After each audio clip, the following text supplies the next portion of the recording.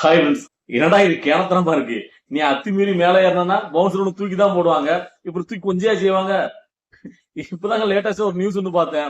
அதுல அன்னைக்கு ரேம்பாக் மாநாடுச்சுல, மதுரை மாநாடு சம்பவம் தான் இப்ப வந்து பாத்தீங்கன்னா உலகம் பூரா பாத்தீங்கன்னா பயங்கர சுத்தி ஏதோ அரசியல் நடந்துட்டு இருக்கு.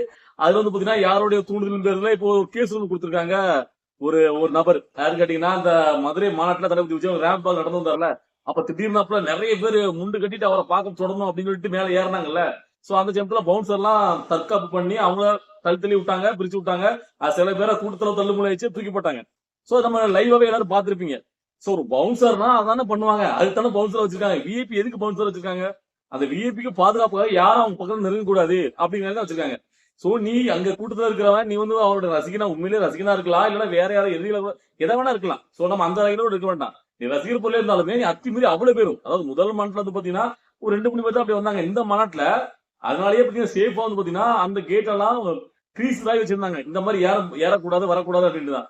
ஏன்னா அங்க வந்து லட்சக்கணக்கான இளைஞர் திரண்டிருக்காங்க. ஒரு சில பேர் இப்படி ஏறிட்டாங்கன்னா அப்புறம் கட்டுப்படுத்த முடியாம போயிடும். சோ இங்கே அப்படிதான் ஒரு நிலைமை. எனக்கே வந்து சாக்கா இருந்துச்சு. என்னடா இது, எல்லா பக்கமும் ஏறானுங்க, இங்க இருக்குது பாத்தீங்கன்னா ஒரு 10-20 பவுன்சர் தான் இருக்காங்க, எப்படி சமாளிக்க முடியும் அப்படின்னு நானே கொஞ்ச நேரம் சன்னா யோசிச்சேன். ஏன்னா அந்த அளவுக்கு இந்த தடவை மதுரை மாட்டை பாத்தீங்கன்னா நிறைய பேர் வந்து மேல ஏற ஆரம்பிச்சாங்க. சோ அப்போ பாத்தீங்கன்னா அவங்க சமாளிக்கிறதுக்கு எல்லாத்தையும் அப்புறப்பட்டு தான் செய்தாங்க. அந்த இடத்துல தூக்கி போட்டாங்க. இப்ப அதுதான் வந்து பாத்தீங்கன்னா யாரோட தூண்டுதல் பேர்ல தெரியல. இப்ப அந்த பையன் ஒருத்தர் வந்து பாத்தீங்கன்னா அந்த பவுன்சர் மேல வந்து பாத்தீங்கன்னா ஒரு கேஸ் கொடுக்கானா.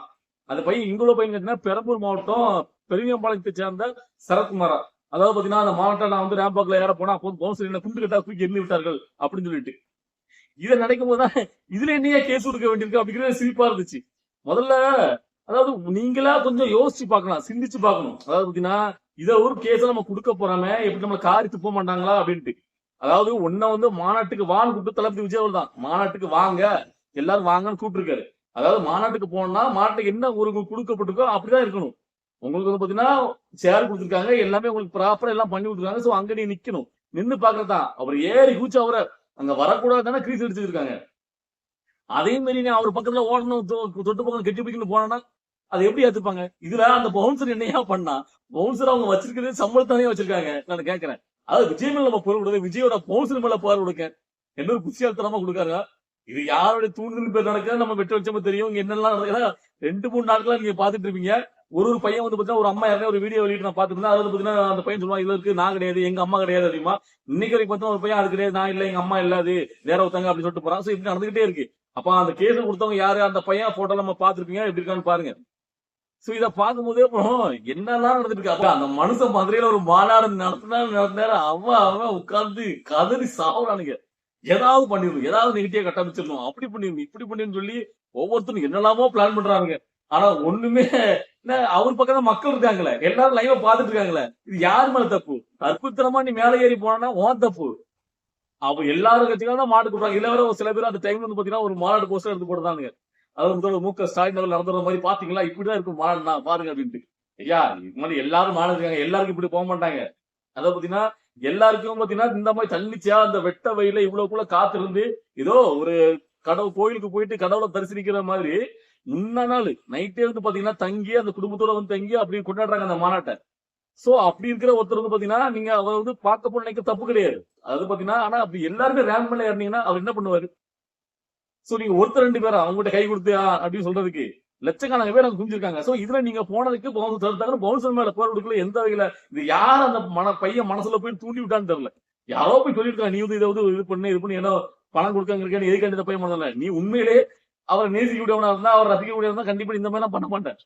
ஏன்னா யாருமே பாத்தீங்கன்னா இந்த மாதிரி பண்ணவே மாட்டானுங்க. உண்மையிலே விஜயோட நேசிக்கூடிய அந்த ரசிகர் தொண்டர்கள் யாருமே பண்ண மாட்டானுங்க. ஏன்னா அவரை பிடிச்சு போடப்பாங்க. அவருக்கு எதிராகவே அவர் கேஸ் கொடுப்பாங்களா? சோ இதை பார்த்த உடனே எனக்கு வந்து பாத்தீங்கன்னா என்ன சொல்றது இல்ல, சிரிப்பா தான் இருந்துச்சு. சோ அதை உங்கள்கிட்ட ஷேர் பண்ணலாம் அப்படின்னா, அதுக்கப்புறமா லேட்டஸ்டா இன்னொரு வீடியோ ஒன்று பார்த்தேன். அதை பார்த்த உடனே அதையும் உங்கள்கிட்ட ஷேர் பண்ண நினைச்சேன். அதாவது கேட்டீங்கன்னா இந்த மானகட்ட முக்தா இருக்காங்கல்ல, அதாவது இந்த மாநாட்டுல வந்துட்டு நெகட்டிவிட்ட பரப்புனுச்சு நம்ம பசங்க எல்லாம் புதையிலே அடிச்சு வந்தாங்களா, காட்ல வந்து இன்னைக்கு உட்காந்துக்கிட்டு யார கூட சேர்த்துக்காருன்னு பாத்தீங்கன்னா எஸ்.சி. சேகர் பயங்கராட்டி முரட்டடி, திமுக முரட்டடி அடிக்கிற எஸ்.சி. சேகரை கூட்டு உட்கார வச்சு 2 பேரும் விஜயவுக்கு எதிராக பாத்தீங்கன்னா மாமா மாமன் கிண்டல் பண்ற மாதிரி ஒரு வீடியோ ஒன்று பார்த்தேன். எனக்கு பார்க்க பயங்கர சிரிப்பு. அது எஸ்.சி. சேகர் எல்லாம் பார்த்தோம்னா எனக்கு தயவு செஞ்சு எஸ்.சி. சேகர் நீங்க என்ன வேணா விஜய் விமர்சிங்க, ஆனா சிரிக்கப்பட்டு செஞ்சுறாங்க. ஆனா கொடூரமா இருக்கு. ஏன்னு கேட்டீங்கன்னா அந்த பக்கத்துல அந்த மானங்கட்ட பைய முக்தாரையும் வச்சுக்கிட்டு 2 பேரும் சேர்ந்து சிரிக்கிறத பார்க்கும்போது கக்குல்ல ஒரு மஞ்ச பை மட்டும் கொடுத்தா போதும் 2 பேருக்கும் கணக்கு கச்சிதமா பொருந்தும். மாமா அப்படின்னு போட்டுக்கலாம், நீங்க 2 பேரும் போட்டு சொல்ல பொருத்தமா இருக்கு. அதாவது சொல்லுவாங்களே, இத்தனை பொருத்தம் எல்லா பொருத்தமும் கட்சி தான் பொருந்தது மாமாங்கிறதுக்கு. நீங்க வந்துட்டு விஜய்ல பார்த்து மாமான்னு விமர்சிக்க வந்தீங்கன்னா, அதே அந்த முக்தார போய் சொல்றான். அதாவது பாத்தீங்கன்னா படத்துல விஜய் வந்து பாத்தீங்கன்னா நடிகை சோப் போட்டாரு. அந்த படத்தை எடுத்தது அவன் அப்பதான். அப்ப உங்க அப்பா என்ன சொல்றது? ஏண்டா பாத்தீங்கன்னா ஆம்பளை மாதிரி பேசுங்களா? என்னடா இது? விஜய் விமர்சிக்கிறாட்ட விஜய் விஜய் தைரியமா இருந்தா அவர் வந்து அரசியல் ரீதியா எதிர்கட்சிகள் தான் அதுவும் டீசெண்டா தான் விமர்சிக்காரு. உனக்கு புரிஞ்சுக்கலாம். அங்கிள் சொன்னாரு அவரு எதிர்த்து அடிக்காரு அரசியல் ரீதியா இருக்கவங்கள. ஏன்னா அவன் அப்பா வந்து பாத்தீங்கன்னா அவன் கட்சியில இருக்காரு. அவன் அப்பா கட்சியில ஏதாவது பதவியில இருக்காரா? உடனே அங்க போயிட்டானுங்க. அதாவது பாத்தீங்கன்னா அந்த படத்தை எடுத்தது இவதான். ஆமா படத்தை எடுத்ததுனால அப்ப எல்லாருமே படத்தை தான் அவன் மோன வச்சு எத்தனையோ டைரக்டர் படம் எடுத்திருக்காங்க. படம்னா அந்த சீன் இந்த மாதிரி ஏகப்பட்ட சீன் வரும். உடனே ஆவுனா எங்கேயாவது ஓடிடுறானுங்க. இவன ரெண்டு விஷயத்த வச்சிருக்காங்க. ஒண்ணு கேட்டீங்கன்னா திரிசா கீர்த்தி சுரேஷ் அப்படிமானுங்க. இல்லன்னு கேட்டீங்கன்னா அவர் வந்து பாத்தீங்கன்னா கொடநாட்டுல போயிட்டு ஜெயலலிதா பண்ணி கை கட்டினாருமாங்க. இதை விட்டா ஒரு மனு கிடையாது. சினிமா நடிகரா இருக்கிற ஒருத்தர் வந்து பாத்தீங்கன்னா ஆட்சி அதிகாரத்துல இருக்கிறவங்க எதிர்த்து பெருசா ஒண்ணும் பண்ண முடியாது. நல்லா ஒண்ணு புரிஞ்சு விடணும். இதுக்கு யாருமே விதிவில கிடையாது. நீ கொம்பானி எம்ஜிஆர்ல இருந்து எல்லாமே எம்ஜிஆர் படத்தெல்லாம் ஓட பண்ணிருக்காரு கலைஞர் அவர்கள். அரசியல் கட்டு அவருக்கு தெரியுமா அரசியலுக்கு வந்து புதுசுல. சோ அதே மாதிரி இப்ப விஜய் அவருக்கு ஏகப்பட்ட இடத்துல அரசியல் ரீதியா டைட்டில் லீடு போட்டதுக்கு அந்த அளவுக்கு வந்துச்சு. சோ அதெல்லாம் எதிர்த்துதான் இங்க ஒரு மாஃபியா கும்பல் சினிமாவிலேயே ஆட்டிட்டு அது தமிழ்நாட்டிலுமே நாங்க தான் தமிழ்நாட்டுல அப்படின்னு சொல்லி காலங்காலமா நாங்க தான் ஆளணும் எங்களை மீறி எவனும் வரக்கூடாது அப்படின்னு சொல்லி அதை ஒரு எல்லாரும் மனசுல பூத்திட்டு இருக்காங்க. ஒரு ஆணித்தரமா உட்காந்துட்டு அப்ப அதை அடிச்சு உடைக்கணும். தமிழ்நாட்டை தமிழ் மகன் நான் ஏன் ஆளக்கூடாதுன்னு சொல்லி ஒரு வீர் கொண்டு ஒருத்தர் வராரு. நான் முழுக்க தளபதி விஜய் சப்போர்ட் பண்றதுக்கு காரணமே அதனாலதான். ஏன் இங்க இவங்க தான் பட்டா போட்டு கொடுத்துருக்கா குறிப்பிட்ட குடும்பம் தான் இந்த தமிழ்நாட்டை ஆளணுமா? ஏன் இந்த ரெண்டு கட்சிக்கு தான் மாறி ஆளணுமா?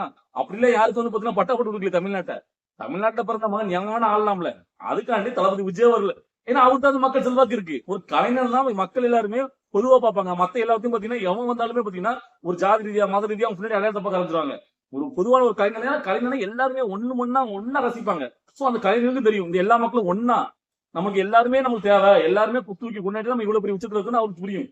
குறிப்பிட்ட ஜாதி மக்களோ குறிப்பிட்ட சமுதாய மக்களோ தூக்கி வச்சா இவ்வளவு பெரிய உச்சத்துக்கு கிடையாது. நல்லா புரிஞ்சுக்கணும். சோ அதனால அப்படிப்பட்ட உத்தரவு செல்வாக்கு வரும்போது அவர் பண்ற விஷயத்தை பாருங்கடா. என்ன பண்றாரு இன்னும் வெயிட் பண்ணுங்க. ஏன் அதுக்குள்ளே அவர் எதுக்க முடியாம அப்பவுமே சில பேர் என்னன்னா அவங்க அம்மாவை பிடிச்சி விமர்சிக்கானுங்க. ஆன்டி அடி இப்ப இவங்க அப்பா பிடிச்சி விமர்சிக்கானுங்க.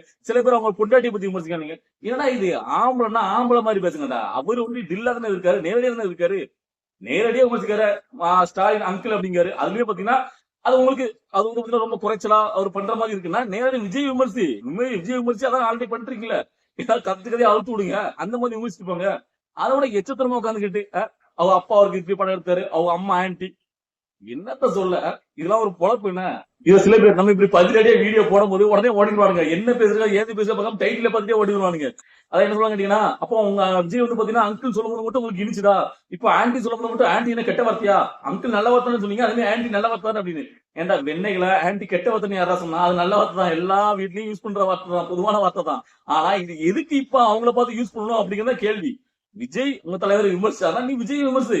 இல்ல விஜய் கட்சியில் உள்ள யார வேணா விமர்சி. சம்பந்தமே இல்லாம அவங்க வீட்டு உள்ள அவங்க அம்மா பத்தி ஏன்டா இருக்கீங்க? அவங்க அம்மா ஒரு தாயா தன் மகனுடைய அந்த பங்கன்ல வந்து கலந்துட்டாங்க, அவ்வளவுதான். அந்த கட்சியில ரீதியா எந்த ஒரு பொறுப்புல அவங்க இல்ல, அவங்க அப்பாவும் இல்ல. ஆனா அதை விட்டுட்டு நீங்க தேவையில்லாம விஜய் எதுக்கு திராணி இல்லாம விஜய் வீட்டோட பெண்களை அவங்க பொண்டாட்டிய சோ இப்படி கொண்டு போறீங்க தெரியுமா? அதுதான் ரொம்ப கேவலமா இருக்கு. அதுக்குதான் திரும்ப நம்ம பதில் கொடுக்க புரிஞ்சு வரணும். அதாவது விஜய் ஒரு விமர்சனம் வைக்கிறா, நீ பதிலுக்கு விமர்சனம் வை. விஜய் பண்ற எல்லாத்தையும் விமர்சனம் அதுக்கு அது ரீதியா நம்ம பதில் கொடுக்கலாம். ஆனா இதெல்லாம் தாண்டி எச்சத்தனமா நீங்க ஒரு கொண்டு போறீங்கல்ல, அந்த அவங்க வீட்டுல உள்ளவங்களை பெர்சனல் லைஃப் படுத்தி எடுத்து பேசுறது, அதுதான் கேவலமா இருக்கு.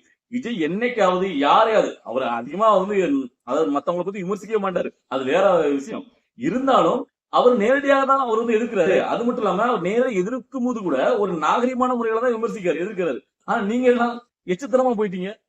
அதுலயும் இந்த முக்தார்லாம் பார்க்கும் போதே அது முக்தார் கிட்ட பேட்டி எடுத்து அவ்வளவுதான் அப்படி பேச கிறுக்குத்தனமா பேசலையா? அவன் ஒரு மண்ணாங்கண்டி பேசுறா. அவன் பேச்சல நான் நிறைய பார்க்க மாட்டேன், பிடிக்காது. லூஸ் மாதிரி ஏத்தாப்புல இருக்க மாட்டா, குண்டக்க மாட்டேக்க சும்மா வந்து பாத்தீங்கன்னா கெட்டவர் அசிங்கமா இப்படிலாம் போட்டு அவன் இவன் மரியாதை இல்லாம அப்படிதான் பேசிட்டு இருப்பான். சோ அந்த அளவுக்கு பாத்தீங்கன்னா ஒரு தர்க்கத்தனமா பேசுறான். அந்த ஸ்பீச் வந்து பாத்தீங்கன்னா நிறைய பேர் முக்தார் கிட்ட பேட்டி போனா அவ்வளவுதான் அப்படின்ட்டு ஒரு பேட்டி எடுக்கிற நராதரன்னு ஒண்ணு இருக்கு. அதாவது ஒரு எவ்வளவு பெரிய ஒரு ஸ்டாரா இருந்தாலும் விஐபி இருந்தாலும் அவங்ககிட்ட நறுக்கு நேர்மையா துணிச்சலோட அவங்ககிட்ட இருந்து அந்த வாயில குடும்பம் தெரியுமா அந்த மாதிரி கிடுக்குப்படி போட்டு கேள்வி கேட்கறது, அது நாசுக்கா இப்படிலாம் சில பேர் இருக்காங்க. உண்மையிலே ஊடகத்துல எனக்கு பொறுத்த வரைக்கும் பாண்டே, கோபிநாத் இந்த மாதிரி ஆட்களுடைய அந்த பேட்டிலாம் நீங்க பாத்தீங்கன்னா அவங்களுக்கு புரியும். இந்த முக்தார்லாம் ஒரு ஆழ்ந்து வச்சு அவங்க சிரிப்பு தான் வருது. சில பேர் கமெண்ட்ல போடாத நம்ம பாப்போம்ல, அப்ப நமக்கு இதா இருக்கு, முக்தாட்ட மாட்டிக்கிட்டே அப்படிலாம் போட போது எனக்கு சிரிப்பாரு. ஒவ்வொரு ஆள் ஈத்துற போய் அவங்க யோசிச்சுட்டு சோ என்ன சொல்ல. சோ மக்கள் இப்படித்தான் இருக்காங்க.